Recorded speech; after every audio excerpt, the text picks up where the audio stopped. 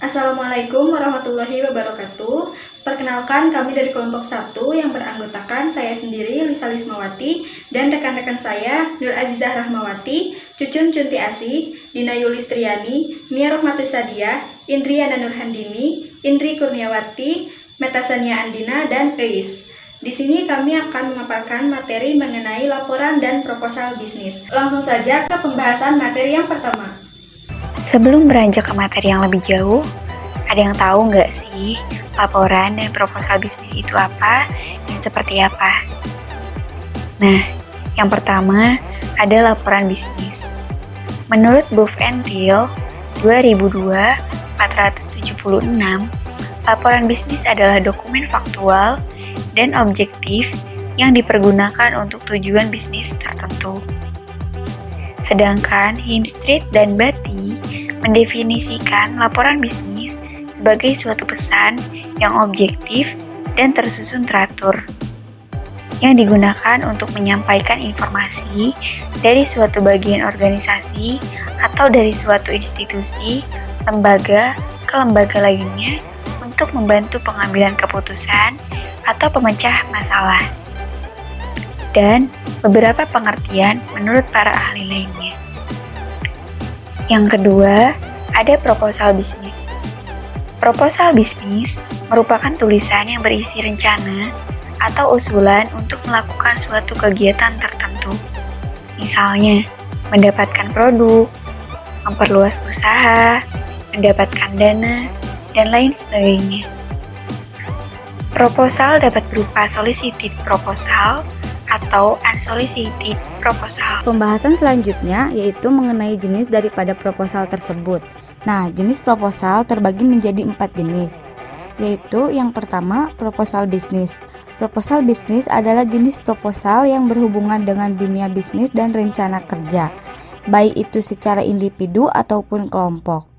Jenis proposal ini dibuat untuk memberikan gambaran usaha pada investor atau pihak yang hendak diajak bekerja sama.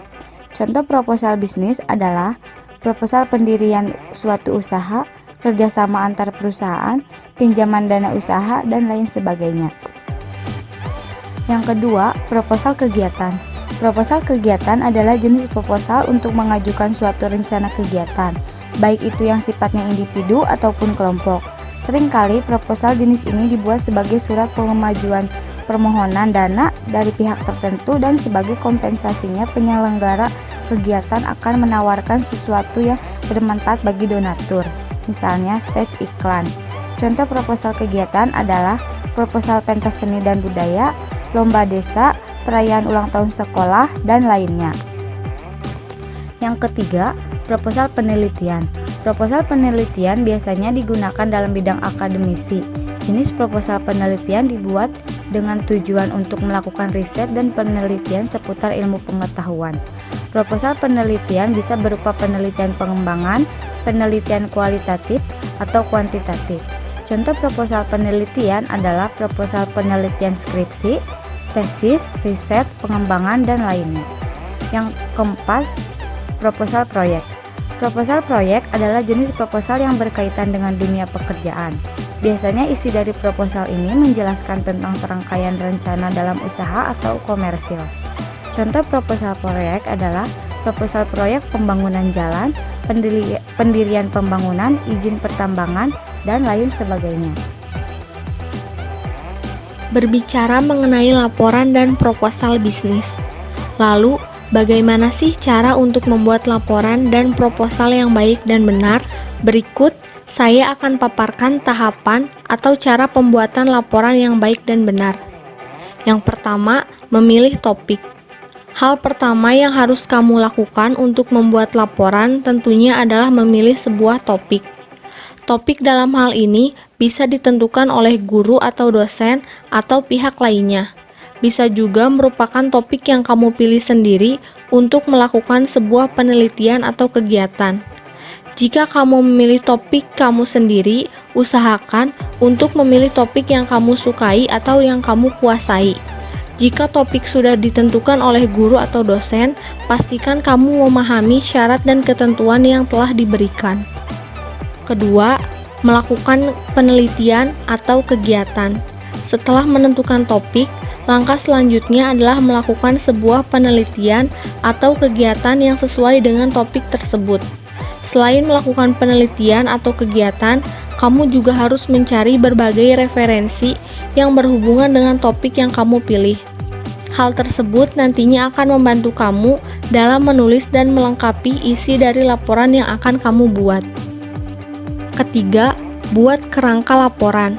Setelah kedua hal di atas kamu lakukan, sekarang saatnya untuk membuat kerangka laporan.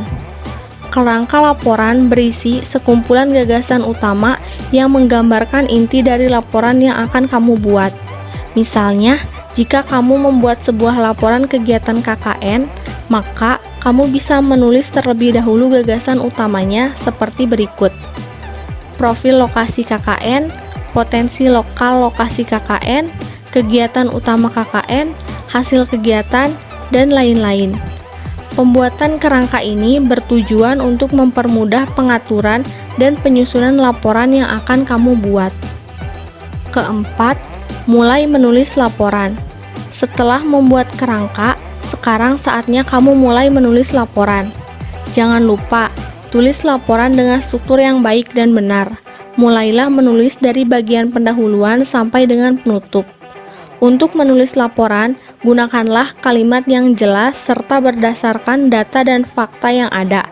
Perhatikan juga format laporan jika sebelumnya telah ditentukan oleh guru atau dosen. Kelima, menyunting laporan. Setelah selesai menulis laporan, jangan lupa untuk mengeceknya terlebih dahulu. Perhatikan setiap kalimat dan kata. Perhatikan apakah terdapat kesalahan penulisan atau kesalahan ejaan.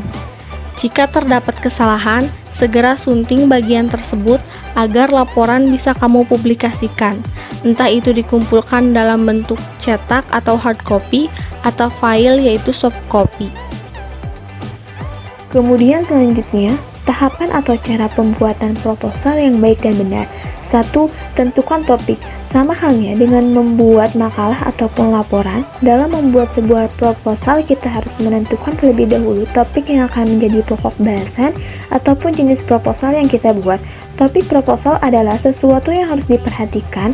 Pilihlah topik yang sekiranya bisa menarik pembaca proposal yang isinya jelas sehingga proposal kita akan semakin mudah untuk disetujui. 2. Tentukan struktur proposal. Kita bisa menggunakan berbagai struktur proposal di atas sebagai referensi. Memang tidak semua struktur proposal yang tertulis di atas harus ada pada proposal kita.